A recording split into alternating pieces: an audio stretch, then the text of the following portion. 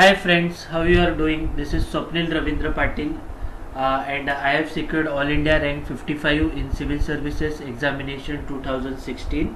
So today basically I am going to discuss about GS mains answer writing. Let me tell you that I have secured 904 marks in mains. So basically today I am going to discuss about general studies answer writing, because prelims result are out and many people are wondering how to write good answers. So here we go. So last year I had got 700 marks in mains. The last 2015 when I gave the mains examination, and I would also secured less marks in interview. So basically this year I worked on my presentation of answer writing and have scored more marks. As you have seen, it's 904. So let's get to the point. Okay, so what were the things I changed in my answer writing? So the first thing was clear that I had knowledge, no doubt. I had the content, but somewhere I had been lacking was presentation part of the answers.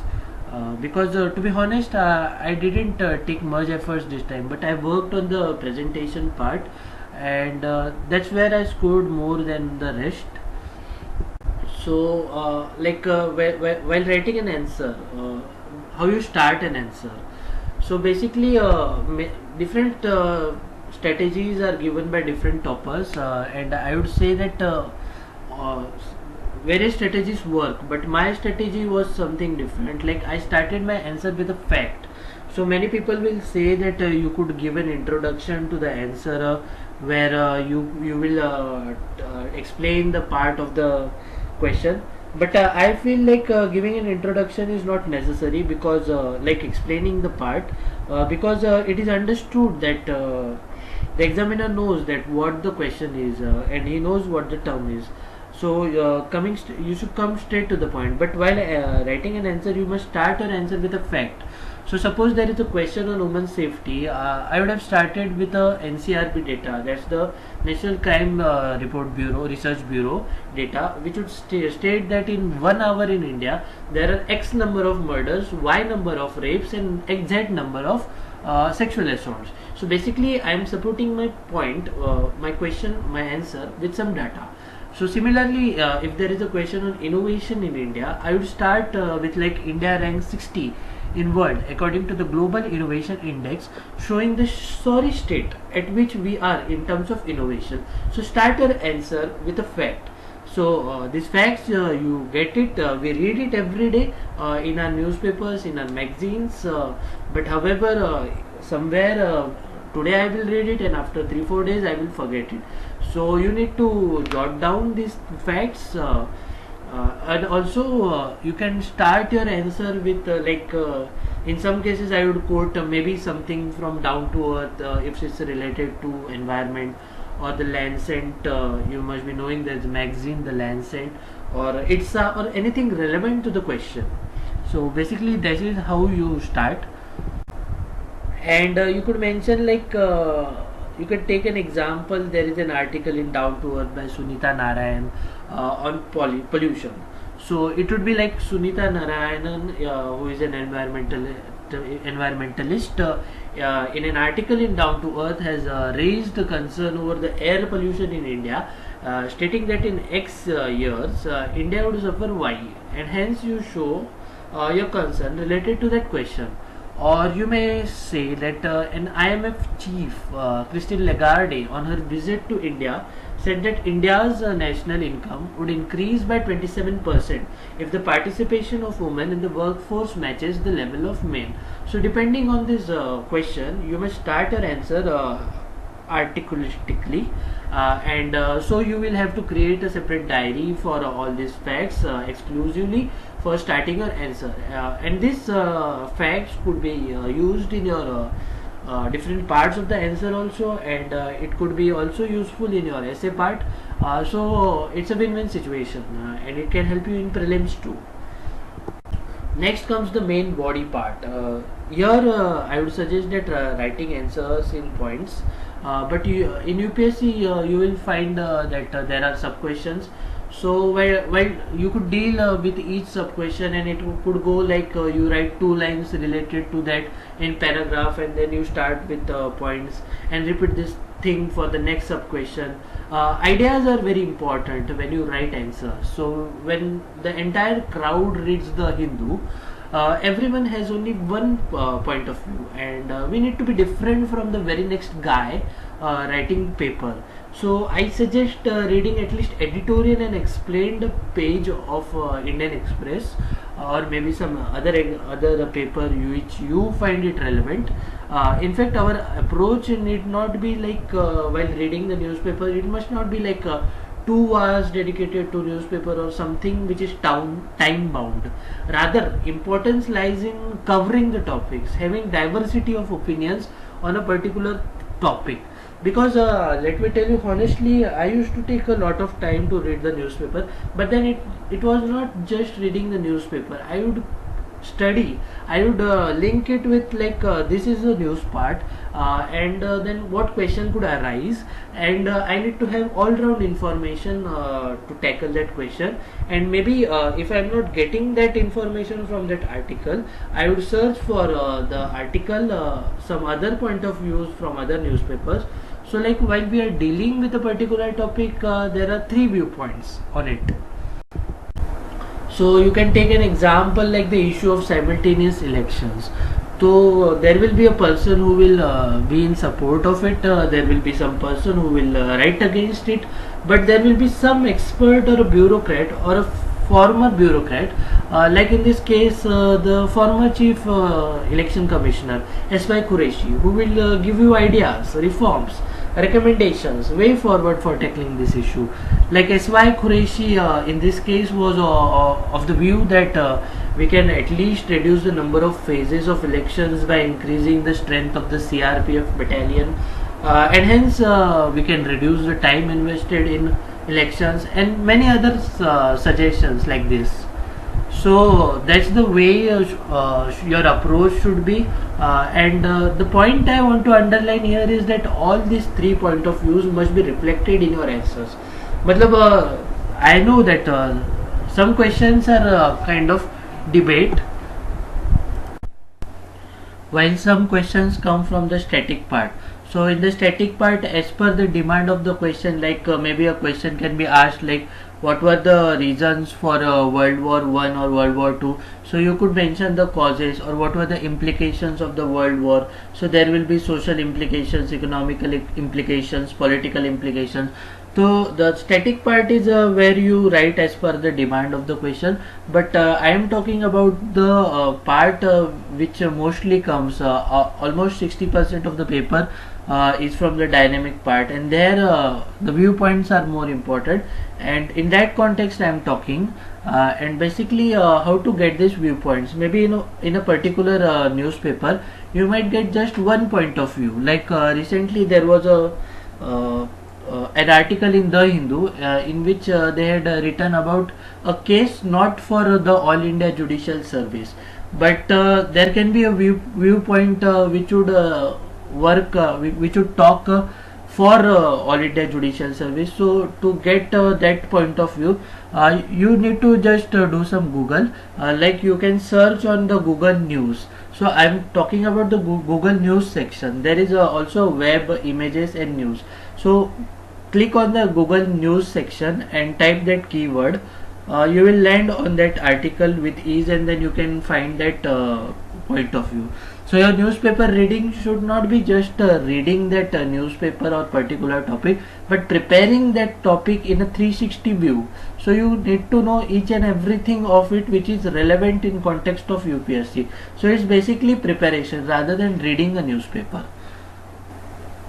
Coming back to the other point, that how to add a value addition to your answers. So like you need to follow some good people who are experts in their field, and their articles surface in some newspapers, whichever might they be. Like Brahma Chelani, who is a strategic thinker. So he says that the Third World War will be based on the issue of water.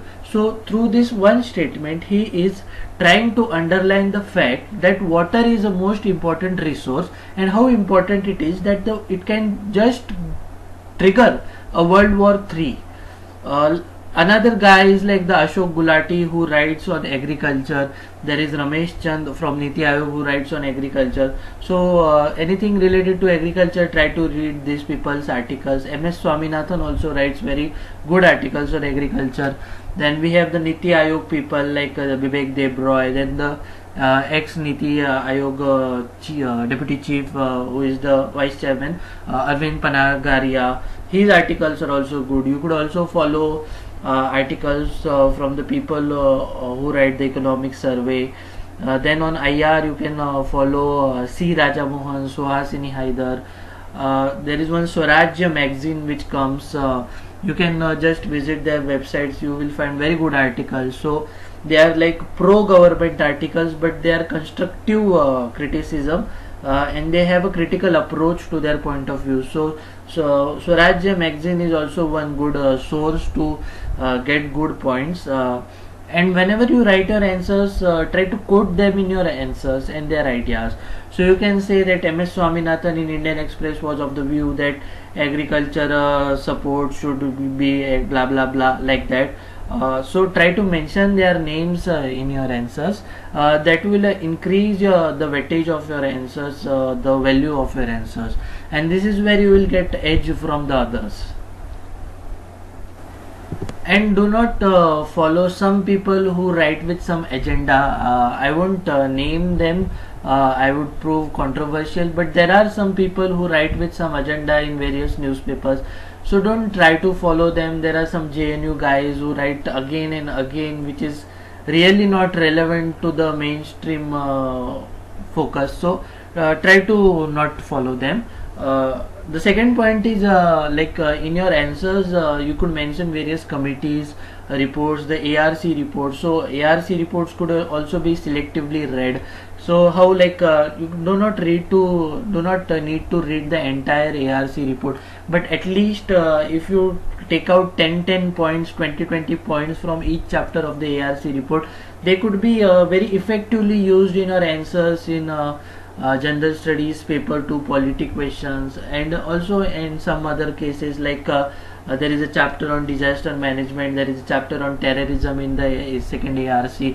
So those points can also be used there, and mention that the second ARC report says that, or the maybe if some committee is there, then the Shailesh Nayak committee on the coastal regulation zone says that XYZ, or some committee, that the Shekatkar committee on defense issues has said something.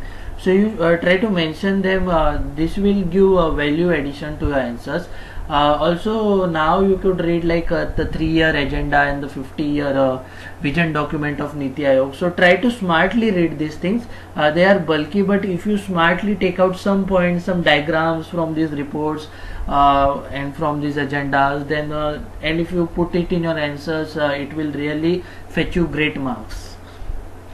The third point I want to discuss here is about the economic survey.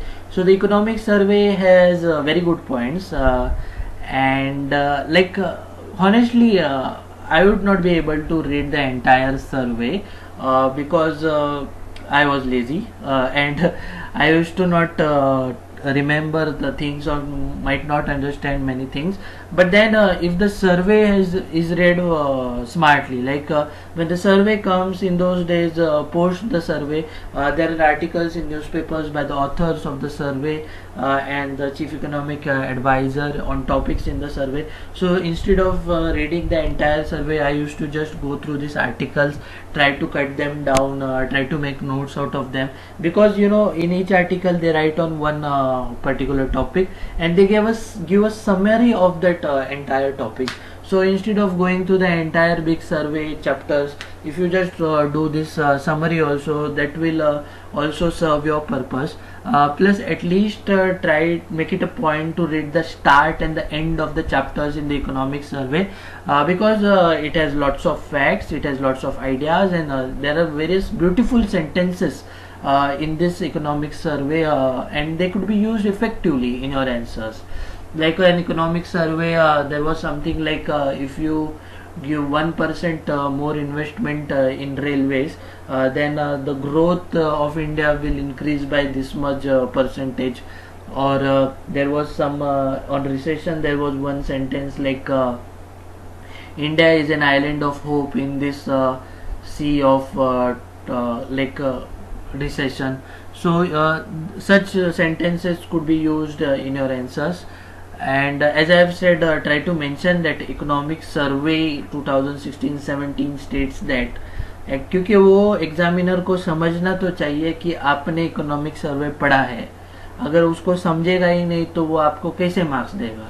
तो whenever you mention these things, try to underline them to bring the attention, calling attention of the examiner to the point. And the next point here I want to discuss is about diagrams and flow charts. So these are also essential wherever possible, where you can score more. If there are 20 questions, at least try to draw diagrams in 5 to 6 questions in each GS paper. Through diagrams you could convey more in a less space, because this UPSC mains papers have limited space. We have a format which is printed, and you are given questions are printed, and you are given a specified less limited space hota hai. You cannot just go on and on it, or so you have to manage in that place. But many times maybe the question you know more and you have to convey more, and that is more important. But then if you draw these diagrams, flow charts, then it will really work your way. So this is just an example of how we can draw a diagram. Like, drawing a diagram is not a rocket science. You need not study how to draw a diagram. It's just like if you have to say something, you can draw a circle, and you could just show arrows and show the components of that particular aspect. If you want to say some 3 things here, you can draw a triangle, and on the 3 corners you could mention those things. So here is where your art can play an important role. If possible, try to draw diagrams in pencil. However, if not possible due to paucity of time, if you draw with pen will also do. The next point is underlining. Underlining is also an important aspect, because this is where the evaluator gets impressed, and this is where you can bring his attention to a particular aspect. If you feel that this particular point chakka maar jayega, so try to underline that. If in fact in some cases I used to double underline certain thing to bring attention of the evaluator to that point. Coming to the conclusion or the end of the answer, so things in life need to end on a happy note, like in the cinema also. Similarly, things in answers should also end with optimistic way forward thing. So always have a way forward for an answer. Even if they haven't asked, make it a point to have a way forward.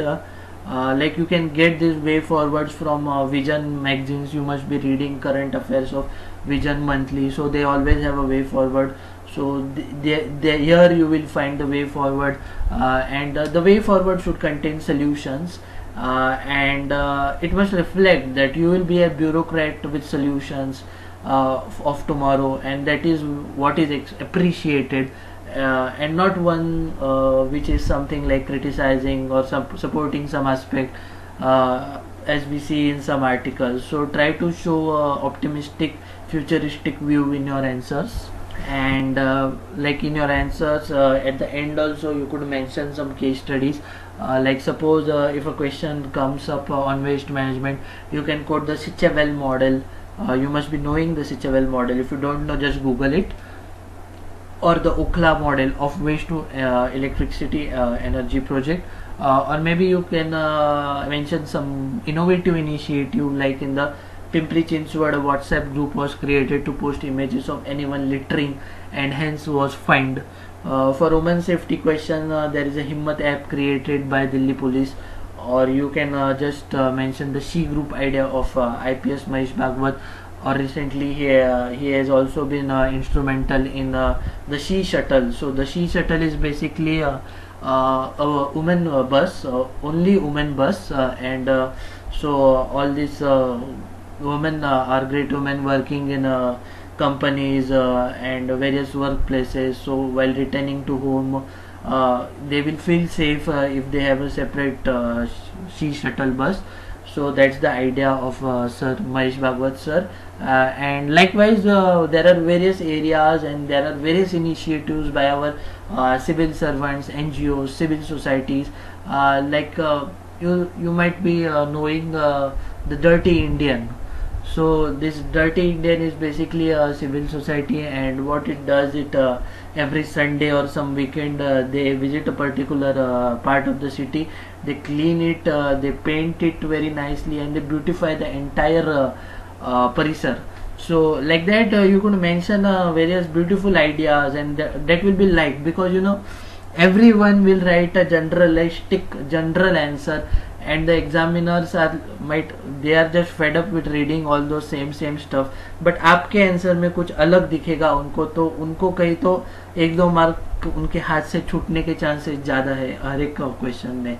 So try to bring these things in your answers, because every other guy is equally talented as you, but here is where you can get an edge, and you can follow various sources for getting these case studies, the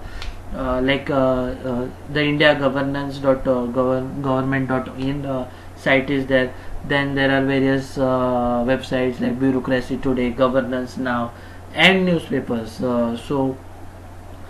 Just like I talked about facts, you can make a diary of even the case studies, and these case studies you can tell in your interview, you can use in your essay, you can use in your answers. No knowledge goes waste.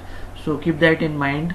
Maybe these case studies could help you when you become a bureaucrat after passing this exam. And yes, why all this? As I've said, that 1 extra mark in each question will make wonders. If you just take the 3 general studies papers, if you get in each question 1 mark more, that will amount to some 50 to 60 marks, and that's a big difference which you will get from the other guy. And like how to prepare,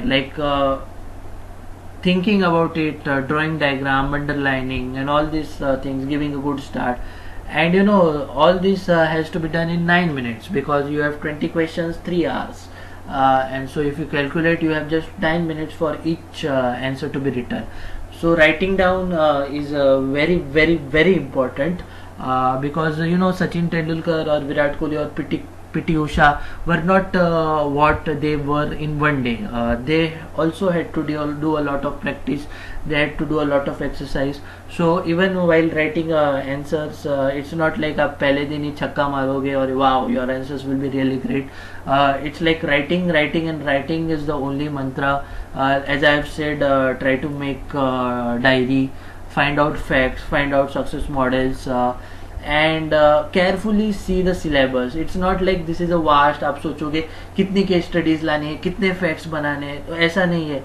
If you see the syllabus, there are various subtopics. See, like women, caste, disaster management, food processing, land reforms, CAG, president rule, governor, geostrategic interest. तो ऐसे सब points है, सब topics है. तो ये सब topics पे आप even if you find out 2 to 3 points on each subtopic, that will really be great. Polity questions, like president rule, governor, so there are various cases. You can mention those cases and just 2 lines of the Supreme Court ruling on that. Maybe on sedition, if there is a question, you can mention the Kedarnath case, or something related to the basic structure, you could mention the Keshavananda Bharati case. For the governor's rule, president rule, also there have been great cases. So you just try to make them. They won't be more than just 10 to 15 cases. And ultimately, what the ending words of me are like, different toppers have different strategies, and we must not follow someone. Rather, I didn't follow anyone. I made my own strategy. I got my more own ideas, and there is no one strategy which will get you a rank. And this is the beauty of UPSC. So you will have to create your own road. Maybe toppers will help you to find the path, but you will have to make your own path and bring in innovations in your work. Apart from this, like some unacademic advice I could give is like spirituality along with yoga, meditation, pranayam. These were some components which helped me in this preparation. This was my fourth attempt, and this exam requires patience, consistency, and stability of mind. To study for more than 10 hours a day, you need to freshen up yourself, you need to brush yourself. So this brushing up, freshening up of yourself can be done through spirituality, doing exercise, running, yoga. So this will really help you. And personally I feel that somewhere if you do these things, even the Almighty will help us. He will help us to get the right idea, he will show us the right path. And these are some extra points I would like to say. And best of luck, and hope to see you come out with flying colors. Thank you very much.